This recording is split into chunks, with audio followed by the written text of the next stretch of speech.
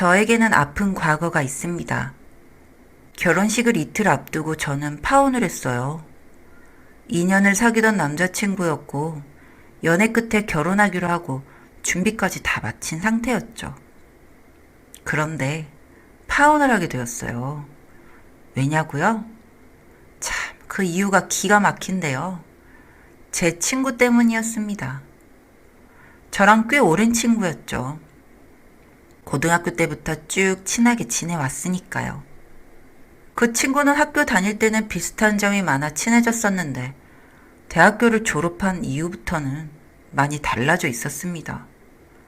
저 말고도 다른 친구 무리가 있었는데 그 친구들은 괜찮은 남자를 만나보려고 나이트를 자주 가는 친구들이었어요. 그 친구들과 어울리더니 전엔 관심 없어 하던 명품에 관심을 갖고 자기 정도면 사짜 남편을 만나야 한다면서 그 남편감을 나이트 헌팅에서 찾곤 했습니다. 물론 그렇게 해서 의사 남친도 만났고 연애도 하더라고요. 그래서 그런가 보다 했습니다. 그러다가 그 남친과 헤어졌는지 몇 달을 힘들어 했어요. 전 그 기간 동안에 결혼 준비를 하고 있었죠. 친구가 힘들어해서 사실 결혼할 남친도 제대로 소개하지 못했었습니다. 헤어진 지 얼마 안 된 친구에게 결혼할 남자라고 소개하기가 왠지 마음에 걸렸었거든요. 그러다가 친구가 먼저 연락을 해왔고 제 남편 될 사람을 보고 싶다면서 만나자고 했습니다. 그 다른 친구 무리와 다니기 시작하면서 저와 어느 정도 거리를 두는 친구였는데 연락해서 보고 싶다고 하니 빨리 만나고 싶었어요. 그게 결혼을 한 달 앞뒀을 때였어요.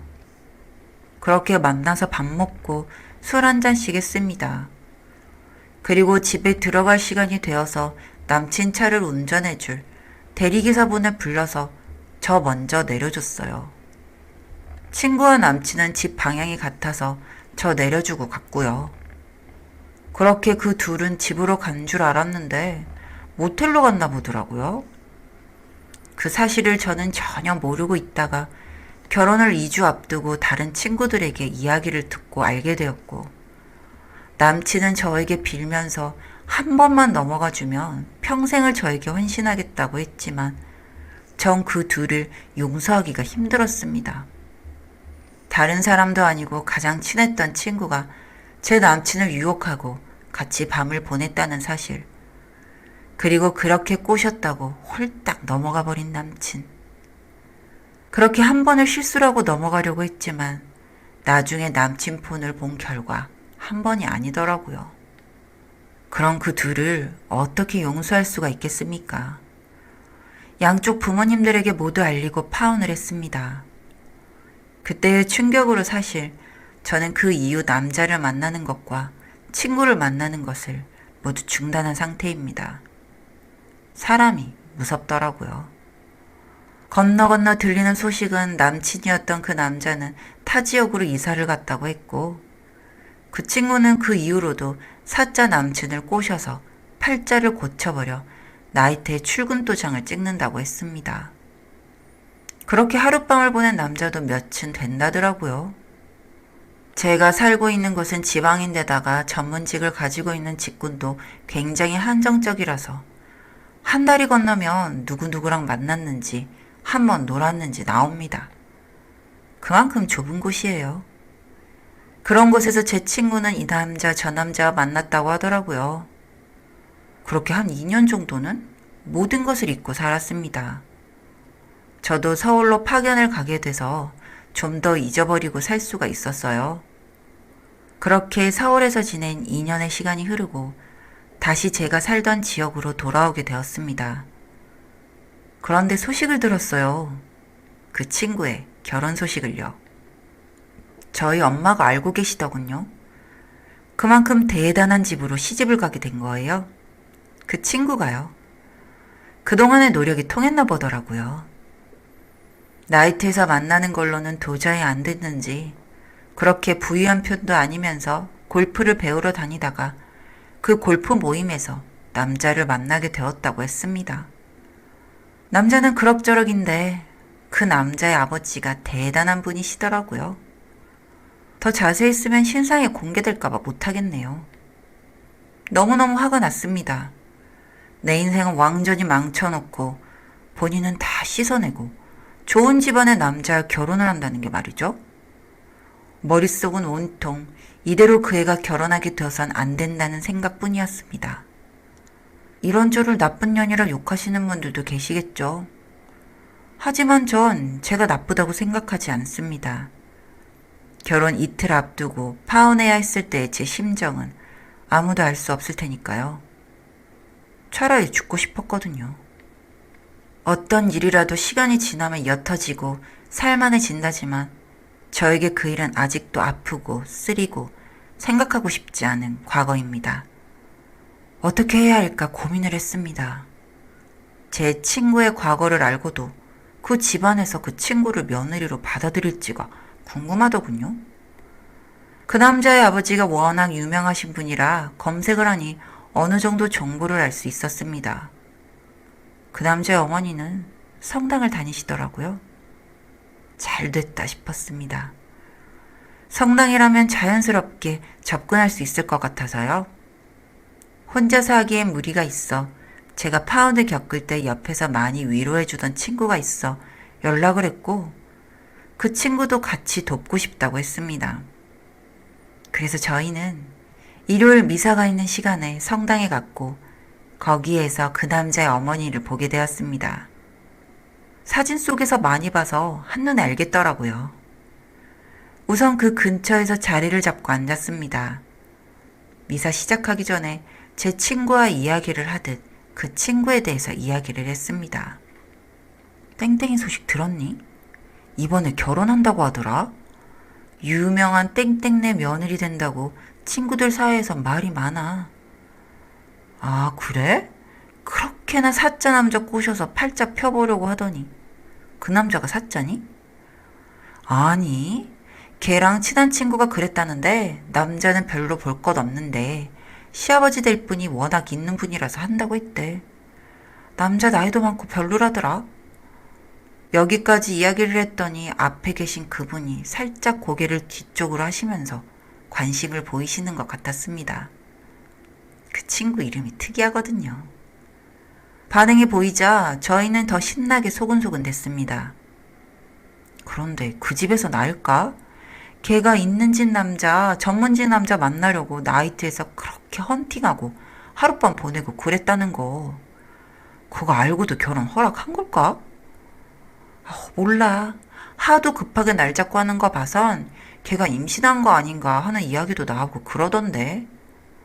하긴 걔 전에 이사 남친 만날 때에도 애 가지고 싶어 했잖아. 그 남자는 결혼 생각 없어서 엄청 조심했었다는데. 그러게 우리 엄마도 그 친구 소식 아는데 자기라면 그런 며느리 보고 싶지 않다고 했어. 나만 해도 내 아들이 그런 애랑 결혼한다고 하면 싫을 것 같아. 아들만 보는 게 아니라 다른 걸 노리고 하는 거잖아. 그러니까 아주 자기 신분 상승하려고 빚까지 내가면서 골프 배우러 다니고 거기 모임에서 소개로 만나게 되었다고 하더라. 아마도 그 남자는 땡땡이가 있는 집 자식에다가 교양도 있다고 생각해서 만났겠지? 근데 또 이런 말도 있더라. 그 집안에는 비밀로 하고 결혼 비용이나 이런 것도 남자가 그 남자 돈으로 해서 지원해줬다고. 걔네 집도 그 정도로 해줄 형편은 안 되잖아. 아휴, 참 애쓴다 했어. 나이트를 그렇게 다닐 때도 참 저 애는 기운도 좋다 생각했는데 그래도 결과는 좋은 편인 거네, 땡땡이 입장에선. 그렇겠지. 그 집안은 알려나 모르겠지만. 이 이야기까지 하자 미사는 시작이 되었고 저와 제 친구는 그 길로 나왔습니다. 여기까지면 됐다고 생각했어요.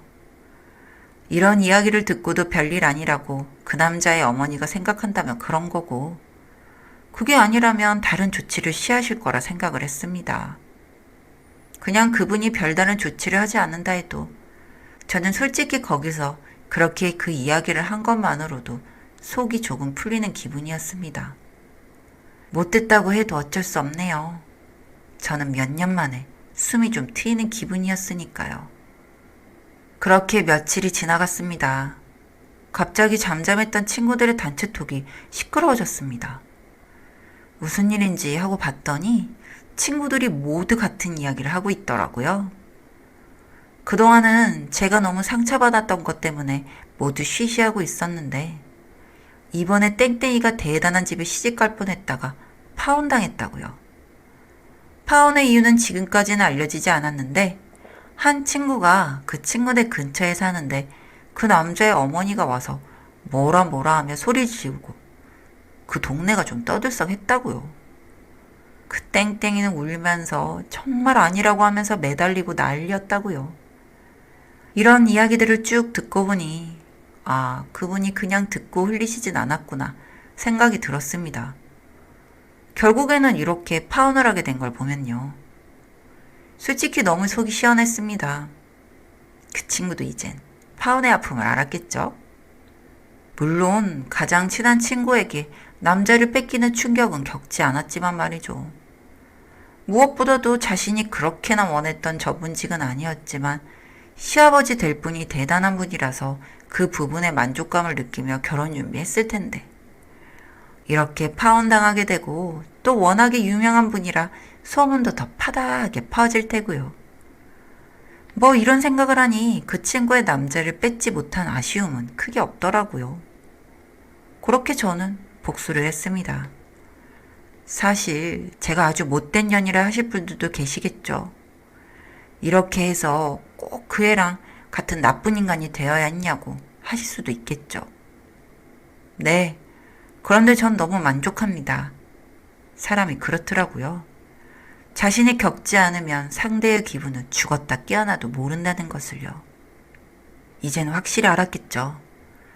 그렇게 제 남편 될 사람과 놀아나고는 저에게 미안하다 하기는커녕 오죽 네가 별로였음, 자기는 별거 안 했는데도 너무 오더라며 끝까지 잘난 척을 했던 그 애. 그 애도 이젠 아픈 속을 부여잡고 잠 못 드는 밤을 몇 날 며칠이고 보내겠죠? 그리고 또 하나의 카톡이 왔습니다. 그 애와도 최근까지 연락을 했다던 친구였는데 그 친구가 그랬다네요. 파혼했다고. 어떻게 이럴 수가 있냐면서 누군가 자신의 과거를 이야기한 것 같다고요. 자기를 아는 친구들 중에 한 명이지 않겠냐며 울면서 전화를 해왔다네요. 그래서 이 친구도 이야기를 해줬대요. 지금 너한테 할 이야기는 아닌 것 같지만 사람은 다 죄를 지으면 죄값을 받는 것 같다고요. 그랬더니 길길이 날뛰면서 욕을 퍼붓고 전화를 끊었다고 합니다. 역시나 그 성질은 여전했나 봐요. 전 이제부터 먹고 있던 우울증 약을 조금 줄여나갈 수 있을 것 같습니다. 이젠 저도 조금씩 힘을 내볼 수도 있을 것 같고요. 끝까지 당하고만 끝난 게 아니라 이렇게 기회가 와서 복수를 해줄 수 있었다는 게 너무 감사할 뿐이네요.